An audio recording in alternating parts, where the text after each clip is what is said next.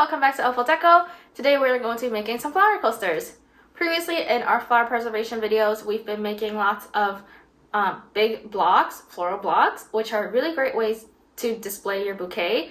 But oftentimes we'll have lots of flowers left over from the bouquet, and so we can use those to make more smaller pieces and functional pieces. Coasters are a very popular option for that. So today we're going to be making some floral coasters, and these are the coasters that we are going to be making. So they have really cute flowers that are smaller compared to the ones that we use for blocks, and I'll show you exactly how we make those. Let's get started. For these coasters, we're using Total Boat's thick set casting resin. This resin allows us to pour up to 1 inch deep. We don't need that much for this project, but it's great with the bubbles, so that's why I'm using this for these flower coasters. We're doing these as clear coasters, so the least amount of bubbles, the better. This is what the container looks like. It's their 3:1 ratio resin. I already pre-mixed it about an hour ago and let the resin rest for the bubbles to float to the surface. You can check out my previous floral block videos if you want to see some resin mixing in action. The molds that we're using today for these coasters are circle coaster molds from Crown Made. These coasters are 1/2 inch deep, and that's perfect for the coasters that we're using today. A lot of times for flower preservations, you may need deeper molds for larger flowers. If you do, I highly suggest AAJ molds. She has 1 inch deep coaster molds, and I like to use those for flowers like sunflowers, daisies, and flowers like that. I use their block molds for my other flower preservation videos too. Anyways, as always, we're going to clean the molds before we pour into them. I am using packaging tape here, but blue painter's tape also works. Let me show you some of the flowers that we're working with today. They're all dried in silica gel. We have some blue larkspurs. I dried them as individual flowers. Some pinkish purplish alstroemerias. I think the color looks really nice with the blue. Some pink carnations. I like to use carnations like confettis with the petals, so we'll be doing that. We have some purple stock flowers, and then these greens that I'm not exactly sure what they're called. And finally, we have some white chrysanthemum petals. Again, they're all dried in silica gel. Flowers have to be dried before preserving them in resin, or else they'll rot and turn brown over time. We'll fill these molds up about halfway to 2/3 way full and place our flowers. We want to work in layers when working with flowers because they tend to float. The first layer usually holds the flower in place, and the second layer, or however many layers you need after the first one, is to fill the mold. Bubbles can get trapped along the edge, so scraping the sides can help bring up trapped bubbles along the edges, and that's what I am doing now. We can pop the bubbles at the surface with a heat gun. Note that I'm not using anything sharp, just a smooth plastic stick. As for flower placement, I don't plan for coasters because they're much smaller pieces compared to the floral blocks. There's a limit to what kind of flowers can fit into them, so I just use what I have and let my creativity flow.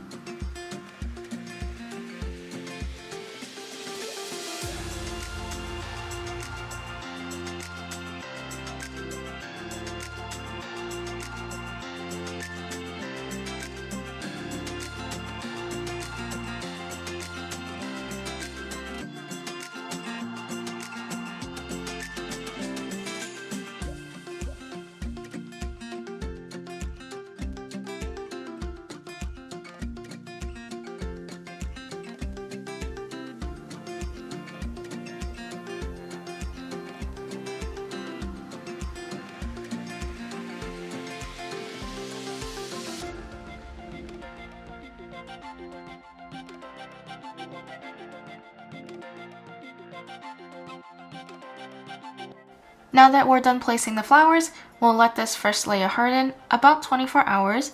Remember, we are using a casting resin that is meant for deeper pores, so the wait time between layers are longer. Wave a heat gun to pop any bubbles on the surface, and we're back for the second layer. Let me bring these coasters close up to show you something. We have some stems sticking out, and they're above the height of the mold, so we're going to give these flowers a little trim. If you don't do this step, we'll have them sticking out of the bottom of the coasters, and you won't have a flat bottom unless you sand them. We don't really like sanding here, so whatever we can do to avoid the sanding and extra cleanup at the end, we make sure to do. Just use a scissor, snip off the excess, and check the coasters at eye level to make sure the stems are all under the height of the mold. We'll snip the rest of these coasters and then pour the resin.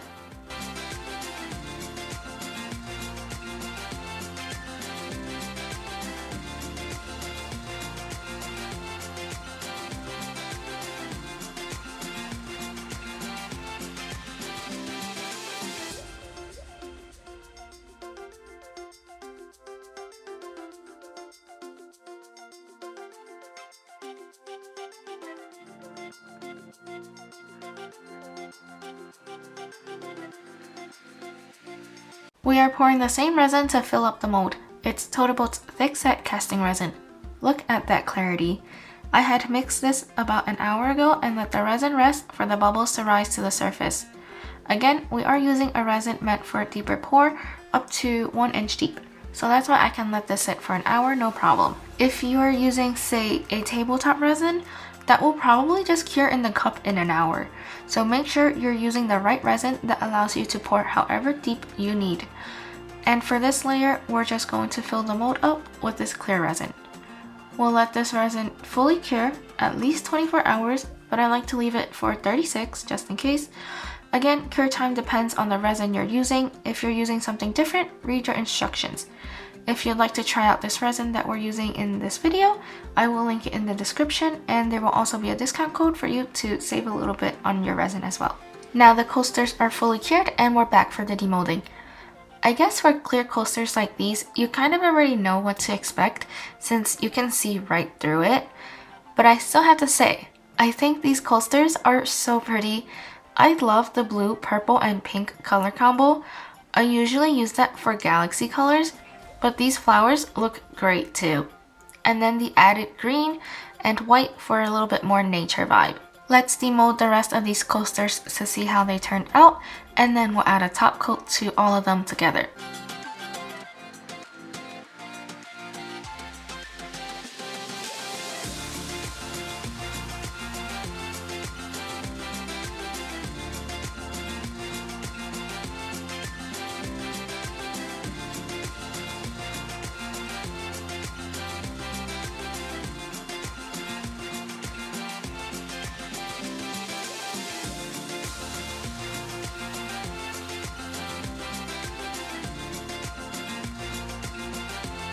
Out of the 4 coasters, one of them was made with an older mold, used many more times, so there's a matte finish to it. We're going to add a resin top coat to all of these coasters to give them an extra shiny finish. Step 1 to the top coating process is to protect the back of the piece from resin drips. To do this, we're adding a layer of Elmer's glue to the back. Drop some glue onto the center of the piece and use a silicone brush to spread it out. Make sure to apply an even coat, that way the piece will be leveled. You don't want a thicker blob of glue on one side and then thinner on the other. We're going to let this glue fully dry and then we'll do the top coating. Resin does not stick to the glue, so any resin that drips over the edges in the top coating process will pop right off.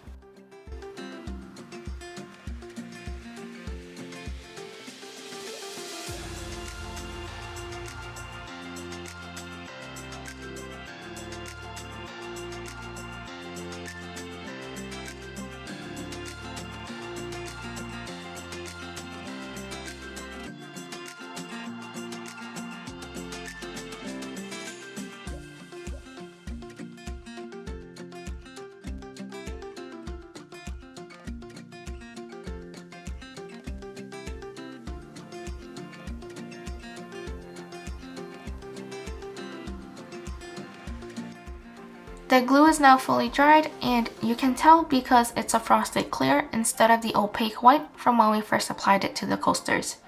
And of course, they're not sticky to touch. We'll place the coasters on these cups to let any resin drips fall to the table if there is.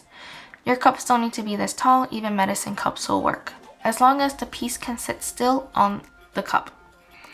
That way, there's no chance of your piece to end up sitting in a pool of resin drips that might cause some unevenness and overall just a mess. For top coats, we want to use a coating resin, so here I have pre-mixed my Total tabletop resin. It's a thicker resin, so it's perfect for this step. I know I keep mentioning resin drips, but our goal is to not have any if possible. It's not always possible, so that's why we use glue to protect the back. But to reduce the possibility of resin dripping over the edges, we pour a little bit in the middle of the piece and then spread it to the edges. That way we're not over pouring. You can always add more resin if we need, which you'll see me do here. We want to get the right amount of resin, no more, no less. You can always top coat over the edges as well. I usually don't, so that's why getting the perfect amount of resin is important for me. Once we're done, wave the heat gun over the coasters to pop any bubbles at the surface. I highly suggest sticking around for some time to repeat the bubble popping step, because I'm telling you now, there will be more. The heat gun only pops the surface bubbles. There's some depth to this pour, so bubbles are still going to float up until it's about gel-like. Once the resin is gel-like is when I leave it alone. We're going to finish doming the rest of these coasters, let them fully cure, and then we'll review the results after.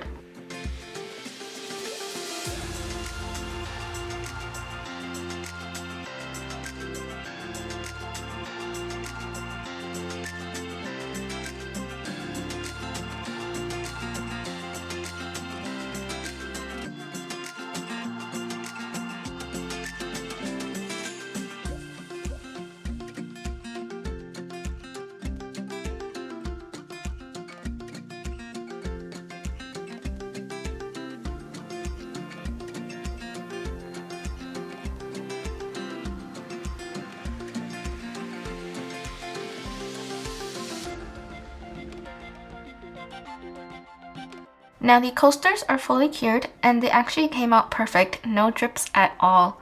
Really surprising, and unfortunately I cannot show you what the drips would look like and how effective the glue is for resin drip protection in this video, since there aren't any. But I highly suggest checking out the ocean ornament video to see how we keep the back of our resin pieces clean with the glue. Anyways, we still have to remove the glue on the back as a final step. For this step, use a sharp tool to create an opening and peel the glue off. I'm using a cuticle trimmer. I usually use my Cricut weeding tool, but the trimmer was nearby, so I just picked this up. You can use a pin or something else similar.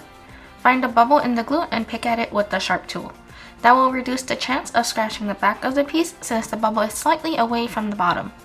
Do be careful and patient when doing this. We don't want to mess up the coasters at the final step. Now that we have the opening, just peel the glue off. It should be pretty easy if you have an even coat. Don't be cheap with the glue because I've applied super thin coats before and it became really annoying to remove. But once the glue is removed, the piece is finished. Look at how pretty and how clear these coasters are, and the top is extra shiny. We don't need to sand the backs or anything, but I do like to take an extra step to sand the edges so it's not so sharp. Just take a wet sandpaper like 400 grits and go around the edges. You can also add bumpers, the rubber bumpers, to the bottom of these coasters as well. Let's remove the glue backing from the rest of these coasters and then I will show them in different settings. Since these coasters are clear, they will take the background and settings of wherever they're placed. Seeing them in different backgrounds will give you a different feel for the same coasters.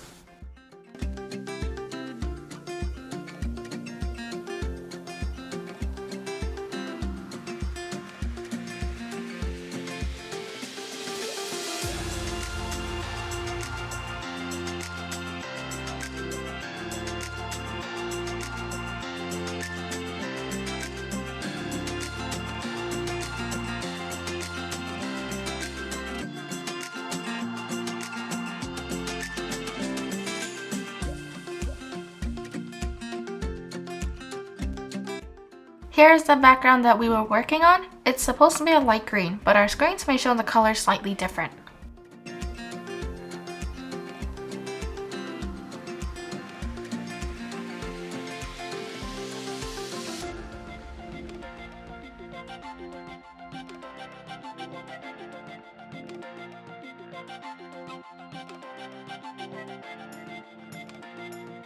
This is a rose pink background. This color is so pretty with these flower coasters, and it's giving me some wedding flower vibe. What are you feeling from this background?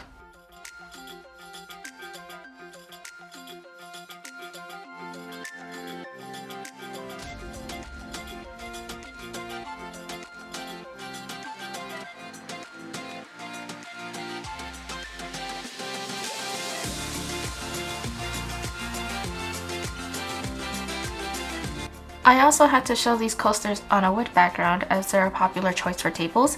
This is my own coffee table. Where would you use these coasters?